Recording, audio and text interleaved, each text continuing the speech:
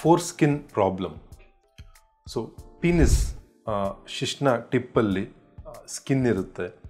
So Muslims usually regular ಆಗಿ circumcision ಅಂತ around ಅವರು 5-6 ವರ್ಷ ಇದ್ದಾಗೆ ಸರ್ಕಮ್ಸಿಷನ್ ಅಂತ ಮಾಡಿಸ್ಕೊತಾರೆ. ಸೊ ಮುಸ್ಲಿಮ್ಸ್ಗೆ ಯೂಶ್ವಲಿ ಅದು ಫೋರ್ಸ್ಕಿನ್ ಪ್ರಾಬ್ಲಮ್ಸ್ ಆಗಲ್ಲ. ಅದರ್ ರಿಲಿಜನ್ಸಲ್ಲಿ ಯೂಶ್ವಲಿ ಇದು ಪ್ರಾಬ್ಲಮ್ಸ್ ಕೆಲವು ಟೈಮ್ ಆಗುತ್ತೆ. ಸೊ ಒಂದು ಸ್ನಾನ ಮಾಡಬೇಕಾದ್ರೆ ಡೈಲಿ ಅದೇನು ಫೋರ್ಸ್ಕಿನ್ ಇದೆ ಪೀನಿಸ್ ಟಿಪ್ಪಲ್ಲಿ, ಸೊ ಅದನ್ನು ಹಿಂದೆ ಎಳ್ಕೊಂಡು ಸ್ನಾನ ಮಾಡೋ ಟೈಮಲ್ಲಿ ನೀರು ಹಾಕ್ಕೊಂಡು ವಾಶ್ ಮಾಡಿಕೊಂಡು ತಿರ್ಗಾ ಸ್ಕಿನ್ನ ವಾಪಸ್ಸು ಎಳ್ಕೊಬೇಕಾಗುತ್ತೆ.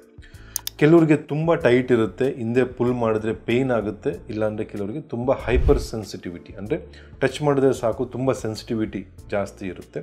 ಸೊ ಅವರು ಗ್ರ್ಯಾಜುಲಿ ಸ್ವಲ್ಪನೇ ಪುಲ್ ಮಾಡ್ಕೊತಿರ್ಬೇಕು. ಇನ್ನು ಕೆಲವರಿಗೆ ಯಾರಿಗೆ ಪುಲ್ ಮಾಡೋಕ್ಕೆ ಆಗಲ್ಲ, ತುಂಬ ಟೈಟ್ ಇದೆ ಅನ್ನೋರು ಸೊ ಆ್ಯಂಡ್ರಾಲಜಿಸ್ಟ್ ಅಥವಾ ಯೂರಾಲಜಿಸ್ಟ್ ಹತ್ರ ಹೋಗಿ ಕನ್ಸಲ್ಟ್ ಮಾಡಬೇಕಾಗುತ್ತೆ.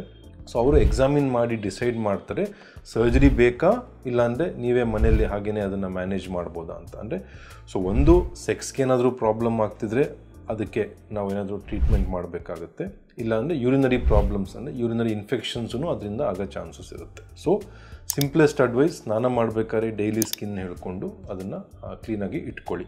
ಸೊ ಸಪೋಸ್ ಆಗ್ತಿಲ್ಲ ಅಂದಾಗ ನಾವು ಸರ್ಕಮ್ಸಿಷನ್ ಅಂತ ಒಂದು ಸರ್ಜರಿ ಸಜೆಸ್ಟ್ ಮಾಡ್ತೀವಿ. ಯೂಶ್ವಲಿ ಡೇ ಕೇರ್ ಸರ್ಜರಿ ಇರುತ್ತೆ, ಬೆಳಗ್ಗೆ ಬಂದು ಮಾಡಿಸ್ಕೊಂಡು ಸೇಮ್ ಡೇ ಮನೆಗೆ ಹೋಗ್ಬೋದು.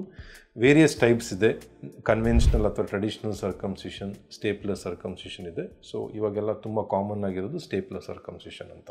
ಸೊ ಸರ್ಜರಿ ಮಾಡಿ ಏನು ಬೆಡ್ ರೆಸ್ಟ್ ಎಲ್ಲ ಏನೂ ಬೇಕಿಲ್ಲ. ಸೊ ಸೇಮ್ ಡೇ ಡಿಸ್ಚಾರ್ಜ್ ಇರುತ್ತೆ, ನೆಕ್ಸ್ಟ್ 1 ಡೇ ಕೆಲಸಕ್ಕೆ ಲೀವ್ ಹಾಕ್ಕೊಂಡ್ರೆ ಸಾಕಾಗುತ್ತೆ.